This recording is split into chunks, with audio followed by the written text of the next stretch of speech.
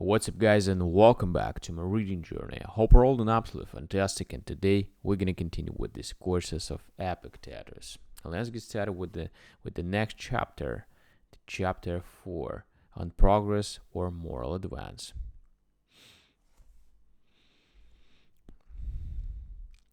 How should we describe progress? Is this the state of him who, having learned from philosophers that man wills to get what is good and wills to avoid what is evil, and having learned also that peace and calm come to a man only if he fail not to get what he wills, and if he fail not into that which he avoids, has put away from him altogether the will to get anything, and has postponed it to the future, and wills to avoid only such things as are dependent on his will. For if he tries to avoid anything beyond his will, he knows that for all his avoidance he will one day come to grief and be unhappy. And if this is the promise that virtue makes to us, the promise to produce happiness and peace and calm, surely progress toward virtue is progress toward each of these. For whatever and the perfection of the thing leads, to that end is progress and approach. How is it then that, though we admit that this is the nature of virtue, we search elsewhere for progress and display it elsewhere? What does virtue produce? Peace of mind. Who then makes progress? Is it who has read many treatises of Chrysippus? Can this be virtue, to have understood Chrysippus? For if this be so, we must admit that progress is nothing but to understand a lot of saying of Chrysippus. But the fact is, we admit that virtue tends to one result, and yet declare that progress, the approach to virtue, tends to another. Yonder man, he says, can already read Chrysippus by himself. Bravo! By the gods, you make progress, fellow. Progress, indeed. Why do you mock him? Why do you draw him away from the sense of his own shortcomings? Will you not show him what virtue really means, that he may learn where to seek for progress? Miserable man, there is only one place to seek it, where your work lies. Where does it lie? It lies in the region of will, that you may not fail to get what you will to get, nor fall into what you will to avoid. It lies in avoiding error in the region of impulse to act and impulse not to act. It lies in assent and the withholding of assent, that in these you may never be deceived. But the first department I have named comes first, and is most necessary. If you merely tremble and mourn and seek to escape misfortune, progress is of course impossible. Show me your progress, then, in this field. You act as though when I was talking to an athlete and said, "Show me your shoulders," he answered, "Look at my leaping weights."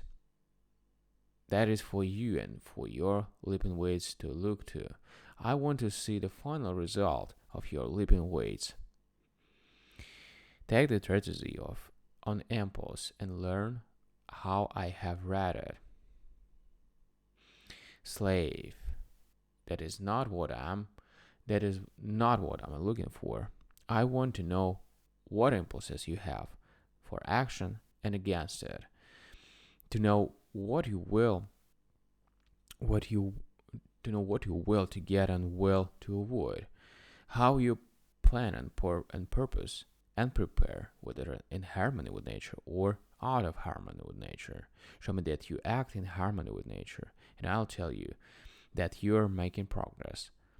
Act out of harmony with nature, and I bid you be gone and write books on such things, and not merely expound them. What good, I ask, will they do you? Do not you know that the whole book is worth but 5 pence. Do you think then that a man who expounds it is worth more? Therefore, never seek your work in one place and progress in another.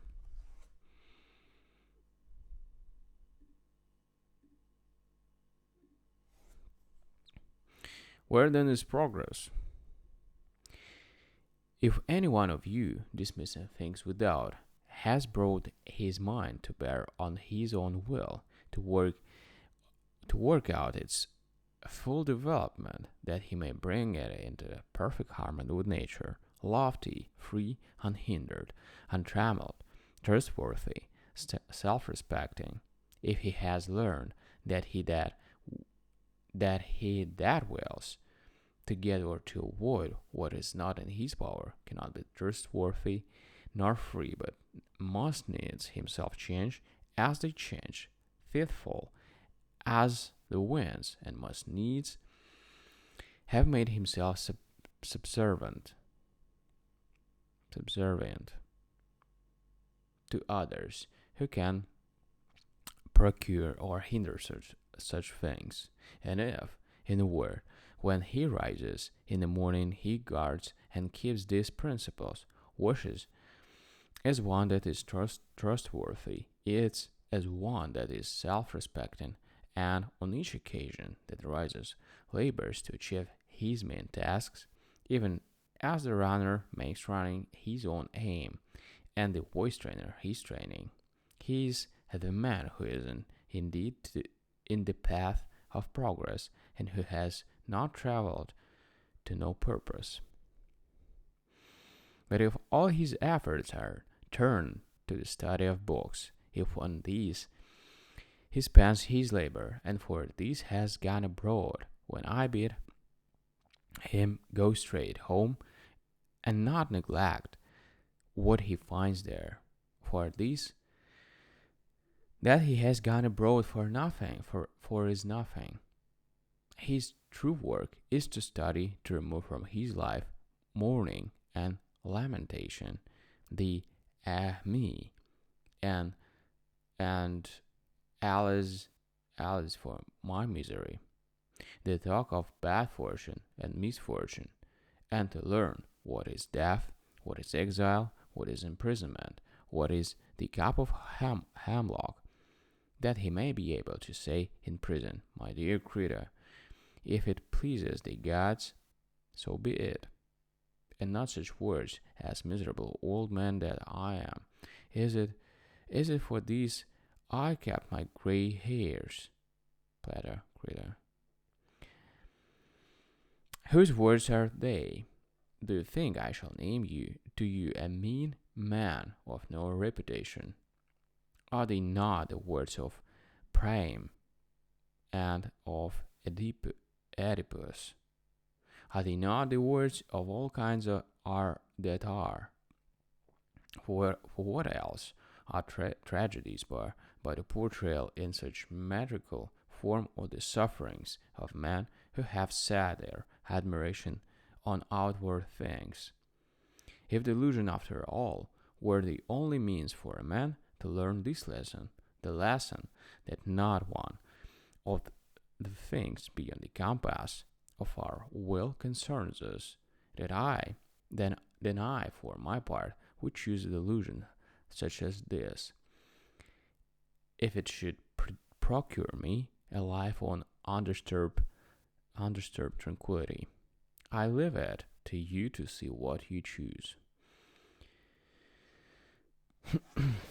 What then does Chrysippus offer us?